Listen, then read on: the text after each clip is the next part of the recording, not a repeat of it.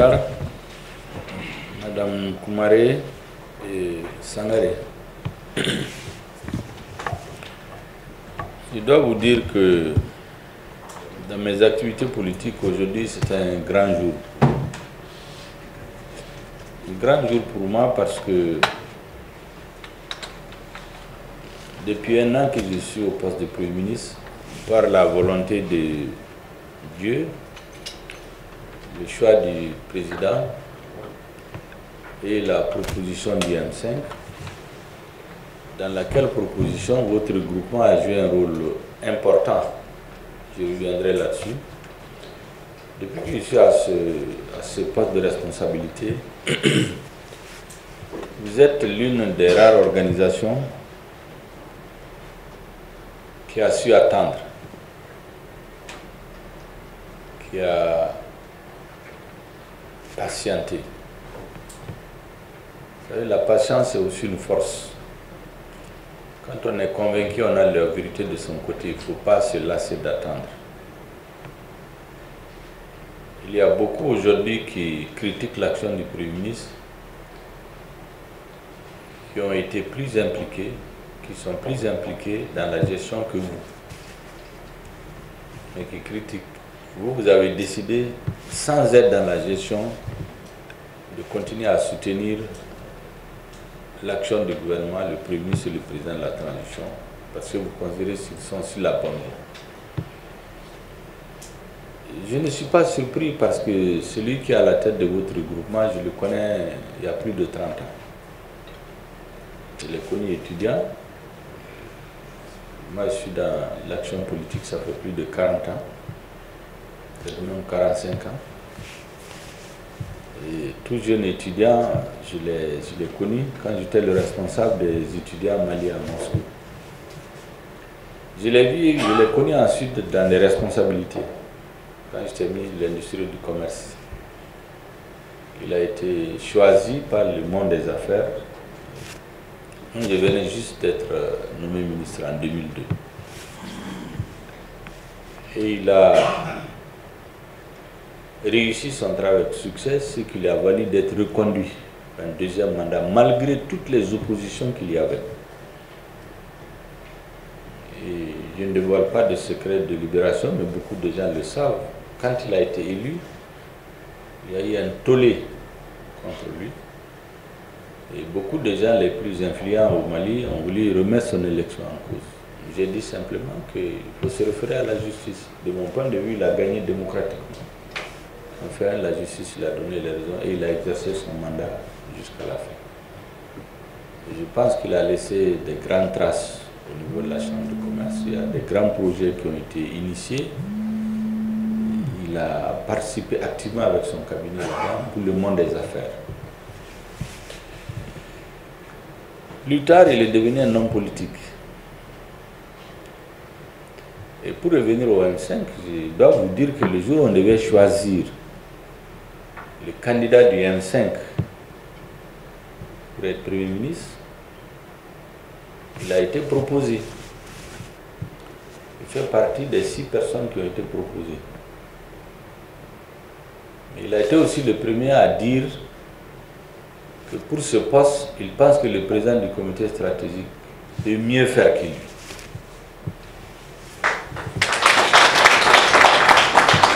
Il a retiré sa candidature. Après lui, il y a un autre membre du comité stratégique qui est à côté de moi, qui a aussi retiré sa candidature. Donc, finalement, des 6, il est resté 4. Et petit à petit, on est arrivé à 2 candidats. Et à la fin, le comité stratégique a porté sa confiance à ma personne. Il l'a fait, je crois, au nom de votre groupement. Et malgré tout, il est souvent venu me voir pour me dire qu'il a beaucoup de pression de votre part. Parce qu'il a beaucoup de partis qui sont avec lui, d'associations, mais qui ont le sentiment de ne pas être suffisamment associés à la gestion de la transition. Plusieurs fois. Souvent, il me dit qu'il est même gêné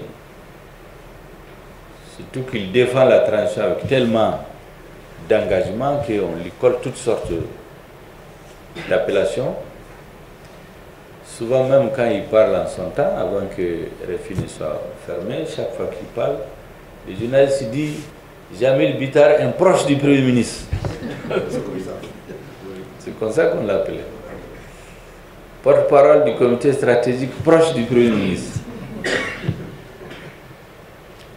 Et plus tard, quand on est rentré dans les grandes mobilisations pour défendre la transition, comme la grande manifestation du 14 janvier 2022, où le peuple est sorti pour montrer à la communauté internationale qu'il soutient le gouvernement, ce jour-là, moi je sais le rôle déterminant qu'il a joué avec beaucoup d'autres.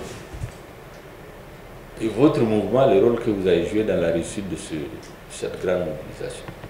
C'est ce jour-là, en réalité, que le destin de la transition s'est joué. Si ce jour-là, le peuple n'était pas sorti en très grand nombre,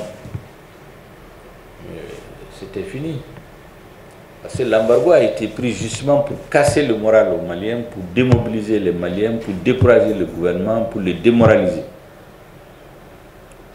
Et dès que l'embargo a été pris, la stratégie politique que nous avons mise en place, qui consistait à continuer à expliquer aux Maliens, à travailler, à les mobiliser, je sais le rôle que votre organisation a joué là-dedans. Même si par modestie, il n'aime pas sortir pour dire que c'est lui qui a fait ci, c'est lui qui a fait ça, mais il fait partie, et donc votre mouvement fait partie des principaux acteurs de la réussite de toutes les grandes mobilisations qui ont légitimé, qui ont renforcé la légitimité du gouvernement de transition, qui ont renforcé la légitimité du gouvernement, la légitimité du président de la transition. Parce que c'est ce jour-là que tout le monde a compris que contrairement à certains présidents démocratiquement élus, lui, à la suite d'un appel, en 4 jours, le peuple a répondu à plus de 4 millions de personnes. Ça, c'est au plus bas. Alors que pendant plus de 20 ans, nous faisons des élections, aucun président n'a été élu avec plus de 2 millions de votants. Ensuite, mais avant ça, nous avons eu les assises nationales de la refondation. Les assises ont été un véritable point de départ pour renforcer la légitimité de la transition et rendre irréversible le processus de refondation. Les assises aussi, nous savons le rôle que vous avez joué. Il y a quelqu'un qui me dit que le M5 qui sont allés dans les régions, dans les communes, partout où ils vont, il y a des gens du M5. Comment on a fait? J'ai dit parce qu'au M5, il y a des gens engagés. Et je sais que lui, il a pesé de tout son poids. Il a mis ses propres biens pour la réussite des assises. Il l'a fait en votre nom. Il l'a fait facilement au nom de son parti. Donc je voudrais vraiment vous remercier. Et le président de la transition et moi-même, nous sommes conscients que s'il y a un homme politique, s'il y a un mouvement qui fait partie des soutiens les plus sûrs de la transition, lui et votre mouvement font partie. Je voudrais vous donner cette assurance et vous remercier pour cela. C'est pour cela que tout ce que vous dites est important pour nous politiquement. Et c'est d'autant plus que vous le dites librement. Vous ne venez pas nous dire qu'est-ce qu'on doit dire, qu'est-ce qu'on ne doit pas dire. Vous avez dit à un moment donné, il faut sortir de la CEDEAO, il faut sortir du CFA, il faut rompre les accords avec la France. Et aujourd'hui, souvent, il y a certaines choses que vous demandez, même si on ne vous répond pas, le temps finit par vous donner raison. Ça aussi, c'est le rôle des mouvements politiques qui soutiennent. Il ne s'agit pas de dire toujours on est d'accord avec le gouvernement il n'a pas rompu avec la CEDEAO, on n'est pas d'accord. Vous avez dit, votre conviction, c'est qu'on ne doit plus continuer. Maintenant, le gouvernement gère d'autres facteurs, mais le fait que vous le dites avec conviction, et de plus en plus de Maliens le disent, ça pèse dans les décisions. La levée de l'embargo, il y a beaucoup de conditions qui ont été réunies pour qu'elle soit levée, mais il y a aussi le fait que vous dites, vous et beaucoup de Maliens, si ça ne se règle pas, on va quitter. Je ne dis pas que ça a été déterminant, mais ça fait partie des éléments qui ont donné à réfléchir. Donc ce discours de vérité, là, quand vous êtes convaincu de quelque chose, que c'est ce qui est bien pour le Mali, ce qui est bien pour la transition, il faut continuer à le dire. Il ne faut pas se gêner de le dire. Dans tous les cas, même si ce n'est pas conforme à ce que nous faisons à un moment donné, nous savons que vous ne le dites pas parce que vous êtes contre nous. C'est votre analyse politique qui vous amène à ces conclusions-là. Je voudrais donc vous remercier pour cela. Il y a des gens qui se sont mis dans la presse à critiquer le Premier ministre parce qu'ils ont demandé des choses qu'ils n'ont pas obtenues. Vous, ça fait bientôt 1 an que, d'après ce que votre président me dit, votre sentiment, c'est que vous n'êtes pas suffisamment associé à la gestion. Mais vous n'êtes pas allé faire des déclarations dans la presse, en ville faire des points de presse pour attaquer le Premier ministre ou dire que rien ne va, parce que vous n'êtes pas là. Et votre président est l'un des premiers à dire qu'eux, ils ne soutiennent pas la transition. Eux-mêmes, ils sont la transition. Donc, le soutien, là, c'est les autres. Eux, ils sont là-dedans. Donc, eux, ils n'ont pas besoin de soutenir. La transition, c'est eux. Alors que vous n'êtes pas dans des postes de responsabilité. Ça, c'est la conviction. Je voudrais donc vous saluer pour ça. Effectivement, j'ai pris du temps pour vous rencontrer. Je pense que ça va être corriger cette façon de faire. La première année, on l'a fait dans les grandes confrontations stratégiques avec la communauté internationale, avec la CEDEAO, avec les partis politiques qui ne voulaient pas des réformes, qui ne voulaient pas de la lutte contre la corruption, qui ne voulaient pas d'un organe unique, qui ne voulaient pas que l'application de l'accord se fasse forcément de façon intelligente, donc à préserver l'intégrité, la souveraineté, l'indépendance de notre pays, l'unité nationale et la forme républicaine de l'État. Parce que ce sont ces conditions qui ont prévalu au soulèvement qui a conduit au changement. Donc ces débats, Dieu merci, sont clos aujourd'hui. Personne ne dit plus que la transition doit se ramener juste aux élections. Personne ne dit plus qu'on ne doit pas faire les réformes. Personne ne dit plus qu'on ne doit pas faire la lutte contre la corruption. Avant, tout le monde disait, oui, laissez ça à des gouvernements légitimes, organisez juste les élections. Ce débat est derrière nous. Il est derrière nous parce que, comme on dit en bon, c'est parce que quand le gouvernement a dit non, il faut les réformes, vous êtes trouvé à côté de lui, c'est lui a donné la légitimité et la capacité de résister.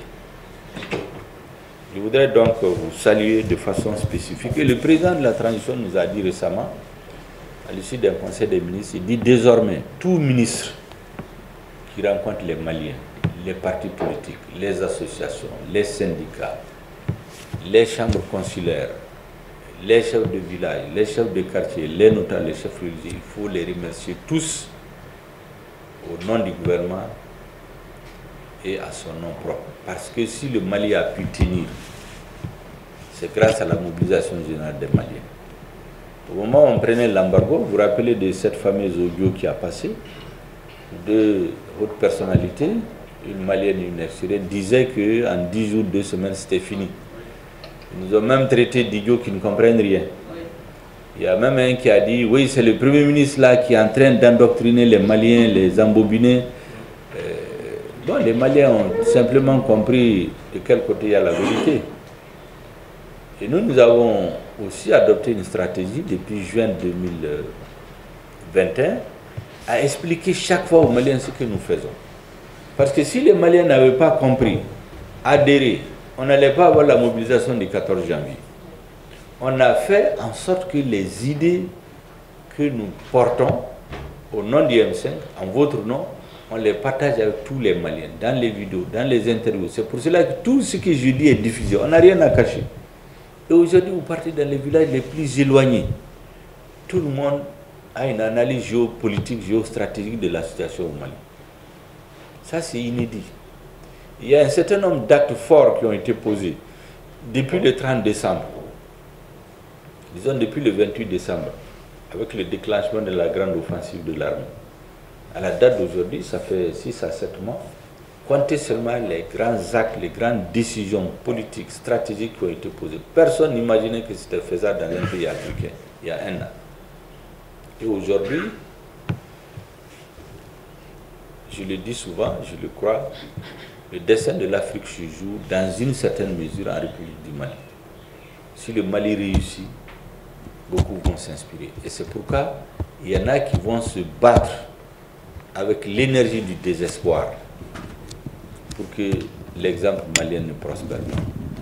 Tout va être tenté pour que ça soit un échec. Mais ils ne réussiront pas parce qu'il y a le peuple et Dieu derrière cette transition. C'est ce qui me fait dire que nous n'avons peur en tant que dirigeants que du peuple et de Dieu. Et je sais qu'aujourd'hui, ils sont avec cette transition. Et c'est ce qui me fait dire aussi souvent que tous ceux qui vont chercher à déstabiliser cette transition, Dieu ne va pas les aider. Souvent même, je dis qu'Allah Boumalo. Et je suis convaincu de ça. Non, il n'y a pas là. Sarakaba, Bebla, Kilinkili. Les gens qui sont venus de l'extérieur là. En plein midi, venir avec des papiers, hein, et puis attendre 48 heures pour donner des explications, alors que ce jour-là, pendant toute la journée, nous avons demandé à tous les responsables qui parlent maintenant, et dès qu'ils n'étaient pas au courant. Quand on a pris nos responsabilités, on a commencé à sortir des papiers, nous donner des explications. Personne ne va nous troubler. C'est Dieu qui est avec cette transition. Et nous allons faire les vérifications nécessaires et on tirera les conclusions. Nous cherchons des problèmes avec aucun pays. Nous sommes un pays pacifique. Nous voulons une bonne entente avec tous les pays du monde et particulièrement avec nos voisins. Mais nous voulons qu'on nous respecte. Ça, c'est une exigence fondamentale. Et quand le président a parlé avant-hier avec le secrétaire général de l'ONU, il a terminé par dire que notre souveraineté n'est pas négociable.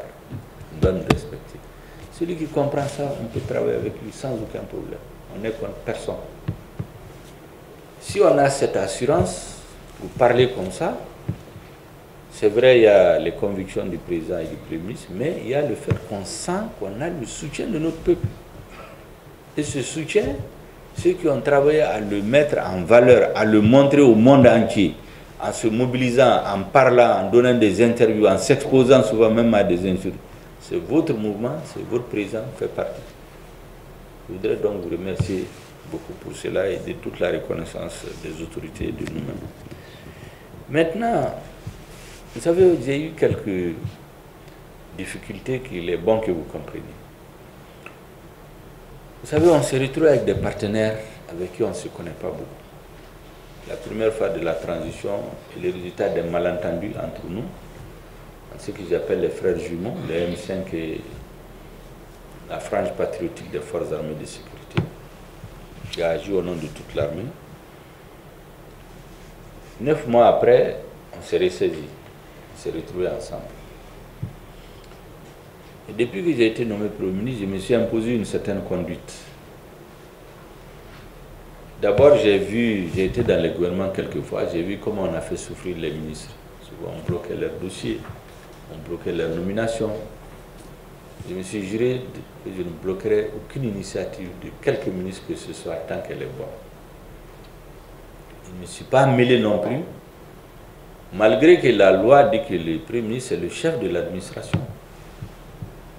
Je ne suis pas mêlé des nominations des ministres. Vous ne pas donner l'impression, comme d'autres l'ont fait, que le Premier ministre est venu pour tisser sa toile, placer ses hommes partout. Il y a des Premiers ministres qui n'ont fait que ça, en se préparant à un autre agenda. Moi, je n'ai pas un agenda sauf l'agenda de la réussite de la transition. Si la transition réussit, chacun va suivre son destin. Tous ceux qui sont dans les calculs, les petits calculs là, ils perdent leur temps. Donc cela a fait qu'effectivement,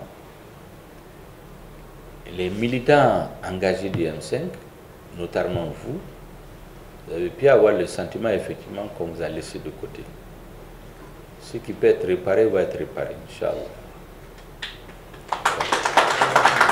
Mais c'est bon que vous compreniez. Votre président, par exemple, c'est un homme d'affaires. Vous savez qu'il est victime d'injustice depuis des années. Bon, certains auraient pensé que dès que le gouvernement change, toutes ces injustices vont être réparées. Mais jusqu'à présent, beaucoup d'injustices le concernant n'ont pas été réparées totalement. Si c'est quelqu'un d'autre, il aurait pu dire, bon, c'est pas la peine. J'ai aidé ces gens à arriver au pouvoir, on en a fait là maintenant, ils s'occupent d'autres choses, ils ont d'autres amis. Mais il ne l'a pas fait. Et nous apprécions beaucoup cette façon de tenir sur la durée. Moi, j'ai toujours dit à mes amis politiques, quand tu sais que tu as la vérité avec toi, le temps est toujours ton allié le plus sûr. Le temps est l'allié le plus sûr de celui qui a la vérité avec lui. Et je crois que votre temps va venir, s'il n'est déjà venu. Aujourd'hui, vous savez, on se trouve dans une situation, la transition d'un avion qui décolle. Avant qu'il n'atteigne la vitesse de croisière, il y a beaucoup de secousses. Il y a beaucoup de risques. C'est cette période qu'on a traversée de 7 juin 2021 jusqu'au 3 juillet 2022. Il y a des gens qui ont parié sur la chute du gouvernement de transition, sur le blocage de la transition, sur le renversement du régime, sur le fait que les terroristes allaient avoir le dessus. On a résisté. Donc, ce sont ces périodes. Maintenant, on est arrivé, comme je disais, l'avion, une fois, on atteint la vitesse de croisière. Pourquoi? Parce qu'il y a des débats qui sont derrière nous aujourd'hui.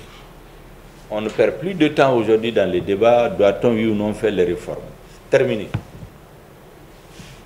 On ne fait plus de débats aujourd'hui. Doit-on continuer dans la lutte contre la corruption?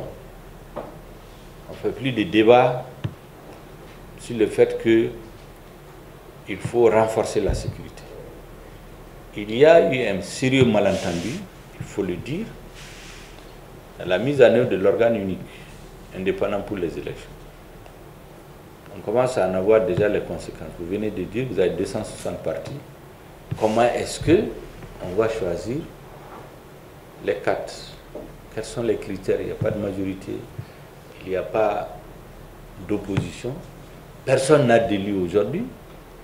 Il y a des gens qui sont reconduits administrativement pour des commodités de maintien des institutions. Quels seront les critères?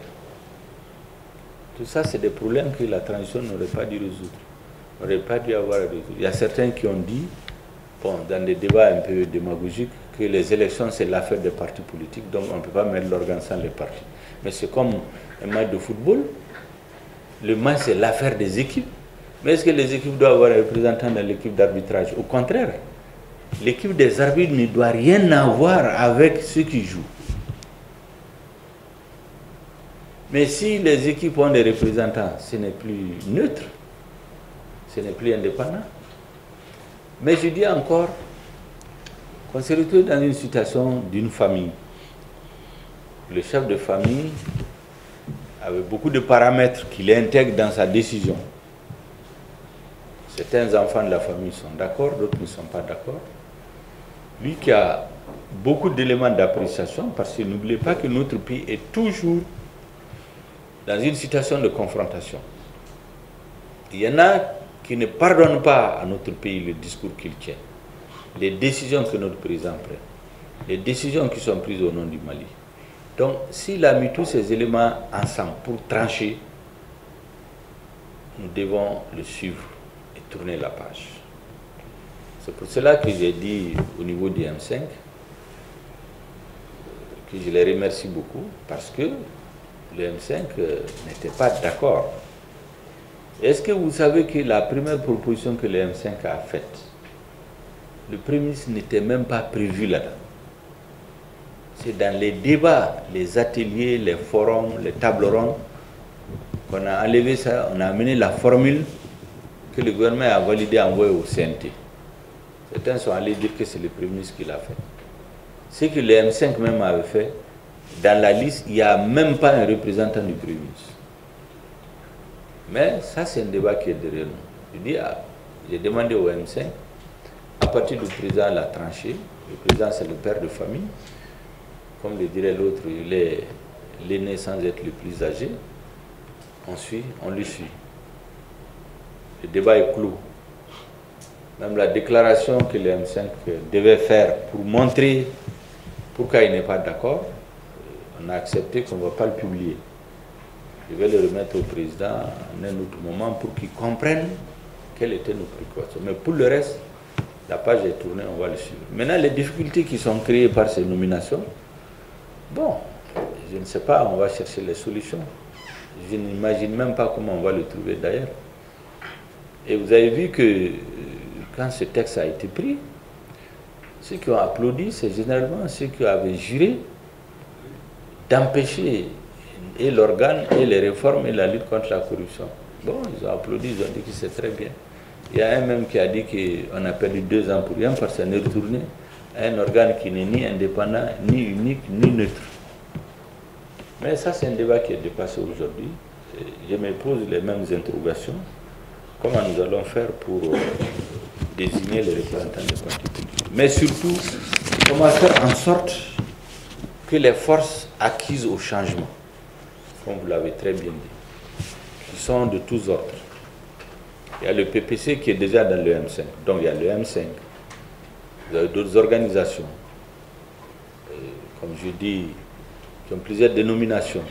Héroloton, Fusil Mali, CDM et d'autres organisations, je n'ai pas tout en tête, d'autres partis, il y a beaucoup de partis politiques, beaucoup de regroupements qui sont tous pour le changement. C'est un vaste rassemblement patriotique, un vaste front patriotique dans lequel il y aura tout le monde. Il y a des organisations qui n'étaient pas dans les manifestations du M5 avant 2020, mais qui soutiennent la transition. Elles font partie aujourd'hui des forces du changement. Il y en a qui étaient même contre les M5, mais qui ont compris, qui soutiennent la transition. Ils font partie des forces du changement. Donc il faut que toutes ces forces aient une claire conscience que la seule façon de rendre le processus de refondation du Mali irréversible, la seule façon de le rendre irréversible, c'est de faire en sorte qu'il n'y ait aucune sorte d'équivoque sur les résultats des élections. Que personne n'ait le courage, à cause du score que les forces du changement vont avoir, de même penser contester les élections. Parce que si ce n'est pas le cas, l'organe qui est là peut être contesté à tout moment. Parce que ceux qui sont contre la transition, pourquoi ils étaient contents? Parce que d'abord pour eux c'est une défaite du Premier ministre et donc certains sont même allés sur les antennes pour dire qu'il doit démissionner. C'était ça le calcul aussi. Il faut mettre le président dans une situation, on crée un différend entre lui et son Premier ministre, comme s'il pense que nous on n'a pas une capacité de discernement. L'autre chose c'est que si cet organe passe, les résultats publiés par cet organe, il peut s'organiser pour les contester en disant qu'il n'est pas indépendant. C'est la même situation qu'en 2020. Mais pour que cela n'arrive pas, il faut que les forces du changement se donnent la main pour rendre le processus irréversible.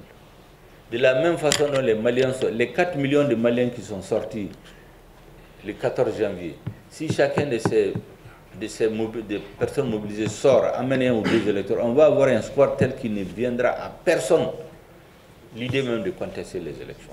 C'est la seule façon de gagner de la plus belle manière et de faire en sorte que le processus de refondation soit irréversible. Et le faire démocratiquement, dans le cadre de l'agenda adopté et annoncé par le président de la transition, accepté par la communauté internationale. Pour le reste, je pense qu'il y a une question d'organisation. Nous devons repenser notre façon de fonctionner. Le fonctionnement du M5, les relations entre les mouvements, partis, associations qui soutiennent la transition et le Premier ministre. Il faut donner un nouveau cadre de fonctionnement à ces relations. Il y en a qui parlent de Premier ministre neutre, ça n'existe pas en politique, ça c'est une fable. On ne peut pas être neutre, il y a ceux qui veulent que la refondation soit, il y a ceux qui ne sont pas d'accord, même s'ils n'ont pas le courage de le dire. C'est comme pendant l'embargo. Il y en a qui n'avaient pas le courage de critiquer le gouvernement pendant l'embargo, mais dès que l'embargo a été levé, ils ont fait un communiqué pour dire que c'est le gouvernement qui est responsable de l'embargo. Alors que tout le monde sait que l'embargo est illégal, illégitime et inhumain. Ce n'est prévu par aucun texte de la CEDEAO, c'est interdit par les textes de la Banque centrale, c'est interdit par les textes de l'ONU. Mais il y en a qui ont dit que, bon, c'est le gouvernement qui est responsable. Et donc, cette mobilisation forte du 14 janvier, c'est la même tendance qui doit être maintenue jusqu'aux élections, pour que les différentes élections qui viennent, les municipales, les législatives, les présidentielles, soient gagnées par les forces du changement. C'est en ce moment que nous aurions, les forces du changement auront fait aboutir leur combat et que le processus de refondation soit irréversible. Je voudrais saluer de façon particulière les femmes du DPC qui ont été extrêmement patientes. La qualité de la femme africaine, c'est elle qui a patience, elle aura tout de toute façon, tôt ou tard. N'est-ce pas? Comme on dit, ce que femme veut, Dieu veut, mais elles savent attendre, elles savent le moment où il faut poser les problèmes de manière que personne ne puisse dire non. Je crois que c'est ce moment qu'elles sont en train de chercher, elles ne sont pas loin de ce moment. Donc vraiment beaucoup de courage. J'apprécie votre patience, votre lucidité et votre sens de la responsabilité. Parce qu'en réalité, on passait une phase où c'était extrêmement difficile de faire face à toutes les difficultés. C'est pourquoi je vous parlais d'avion qui va, on est dans la zone de type là. Maintenant, on atteint la vitesse de croisière. Vous avez un prix de vitesse de croisière, les gens ont l'impression que tout est calme. On desserre les ceintures, on donne à manger, les gens vont se promener un peu. Et c'est en ce moment qu'il peut y avoir des dangers. On peut rencontrer des puissants vents contraires qui vont faire vibrer l'avion, bien des trous d'air, qui peuvent même provoquer des impairs auxquels on ne s'attend pas. Donc, nous devons maintenant redoubler de vigilance. Ce qui est arrivé le 10 là, c'est un exemple pour vous dire que dès que l'embargo est élevé, on va faire face à d'autres défis. Et des défis plus dangereux, d'autant plus qu'on ne voit pas venir. Avant, on voyait ceux qui étaient contre les réformes, ceux qui étaient contre la refondation, ceux qui étaient contre les arts. Mais maintenant, on ne voit pas venir. Et c'est maintenant qu'il faut redoubler de vigilance. C'est maintenant qu'il faut montrer toute la capacité d'anticipation, la capacité de bien gouverner. Parce que comme on dit, gouverner, c'est prévoir. C'est ce que je voulais dire, et ça recoupe à peu près les propos de Bissi Sangaré, que je remercie beaucoup pour ces mots très aimables, qui viennent recouper ce que le président a dit. En tout cas, je dois vous dire que moi, je suis très reconnaissant vis-à-vis de votre mouvement. Vous avez fait beaucoup, beaucoup plus que vous n'étiez pas obligé, vous étiez obligé de le faire. Il n'y a pas beaucoup d'hommes politiques qui sont sortis prendre des coups en défendant la politique du gouvernement. Il n'y en a pas beaucoup. Il y en a qui sont plus impliqués dans le travail gouvernemental, mais ils ne l'ont pas fait avec cet engagement. Et donc, on a une dette vis-à-vis de votre mouvement. Il faut trouver les moyens de le payer. La meilleure façon de payer cette dette, c'est de faire en sorte que les aspirations du peuple malien, les grandes demandes qui ont mobilisé les Maliens puissent être satisfaites à la suite du travail gouvernemental. Et naturellement, en second lieu, des préoccupations personnelles ou individuelles, souvent des responsables de votre mouvement. Et c'est parce que justement vous avez su faire la part entre ce qui est fondamental et général pour tous les Maliens dont le gouvernement s'occupe et des préoccupations individuelles. C'est pourquoi vous avez mis des préoccupations individuelles au second plan en appuyant le gouvernement, parce que vous avez le sentiment que pour l'essentiel, il est en train de faire avancer la cause du Mali. C'est une capacité de discernement que j'apprécie beaucoup. Je dois vous saluer pour cela. Pour le reste, j'ai entendu les revendications. On va faire en sorte que tout ce qui peut être réparé, comme injustice, puisse être réparé. Il y a d'autres organisations, il y a beaucoup qui ont les mêmes types de doléances. Je vais rencontrer beaucoup dans la semaine qui vient, la semaine prochaine. Pratiquement les différentes composantes du N5 ont demandé chacune des rencontres en tête-à-tête avec le Premier ministre, comme on le fait aujourd'hui. Je vais le faire. Je vais le faire d'abord pour vous informer. Je vais le faire parce que c'est une obligation morale et politique. Je vais le faire parce que vous devez être informé de ce qui se passe dans le pays. Et ce qui s'est passé récemment, vous avez entendu notre communiqué. Depuis, nous n'avons parlé qu'une seule fois. Le ministre porte-parole a été à la télévision, il a rendu Depuis, tout le monde est en train de parler. Personne ne nous a entendu parler. Nous allons choisir le moment pour parler. Parce que nous, on choisit toujours le moment, les lieux et ce qu'il faut dire. Et généralement, quand on le dit, ça porte bien.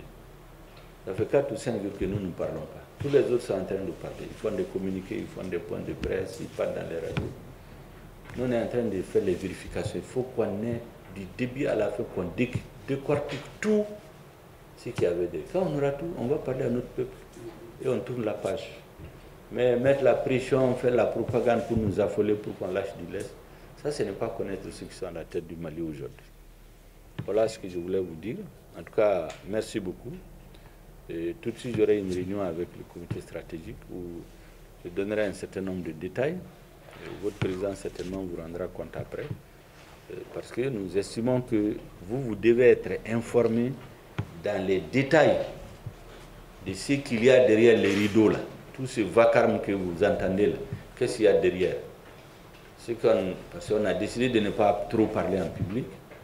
On laisse les autres parler. Et quand on aura fini, on mettra sur papier, on rendra compte aux Maliens. Mais il y aura déjà des rapports d'étape que je dois faire à certains hauts responsables. Parce que les gens qui nous défendent, il est bon qu'ils soient au courant de certaines informations. Pour qu'en connaissance de cause, ils parlent lorsqu'ils doivent parler ou qu'ils se taisent quand ils décident de se taire aussi. Voilà ce que je voulais dire. Monsieur le Président, vraiment, je vous remercie. Les femmes de PPC, merci beaucoup pour votre patience. Les anciens, les jeunes, merci, j'ai entendu votre message. Que Dieu vous bénisse, que Dieu bénisse le Mali, qu'il consolide notre mouvement. Merci beaucoup, la chance est levée.